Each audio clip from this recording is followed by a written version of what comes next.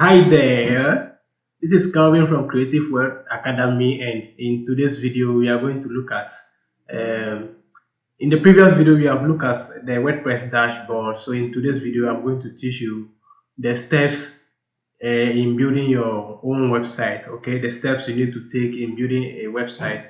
What and what do you need apart from you having your XAMPP, your WordPress installation and code? What else do you need in building your own website? And then I'll guide you through a step by steps in by the way a way how we can build a website like this. So yeah, so we are going to be building a website like this, what you see on the screen right now. Okay, so stick and stay and then enjoy the video. Okay, so what do you need in building a new website, right? So if you want to building your first website, what do you need? So the steps that involve in building your own website. Okay, so things to consider. What are the things you need to consider in building your own website? Number one is, what is the website about? Okay, you need to think deep. Let's say you are building a website for yourself and you are a blogger. What will you be putting on the website? Okay, you determining what the website is going to be about, or if it is a e-commerce website or a corporate website, what and what are you going to be posting on the website? What informations are going on the website? Do you get it?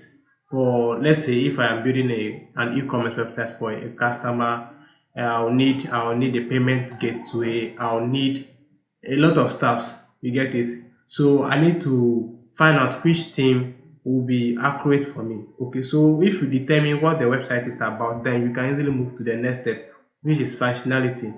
What and what are going to be on the website? How is the website going to function? Okay, say you are building a house. Okay, so I say I want to build a mansion, right? And in the mansion, I'll have a swimming pool in the mansion. People will be able to swim. I want to have a big screen in my hall where people can watch movie, just like they are in the stadium watching a football or they are in the movie theater. Okay, and then the functionality is, what are we going to put in the room? Let's say you build your house. Okay, you need to put electricity in your house, you need to power your house, you need to put air conditioning in your house. Okay, what are they going to use to on the light? Those are the switches, right? So when you click on the switch, then you see a light. So those are the functionality of the website, right?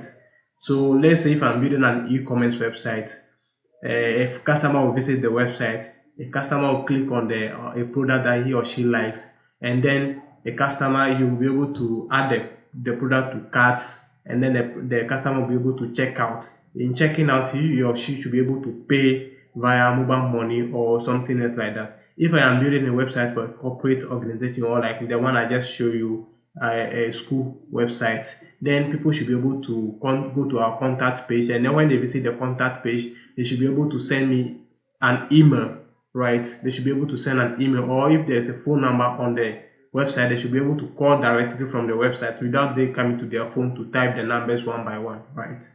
Okay, then the structure.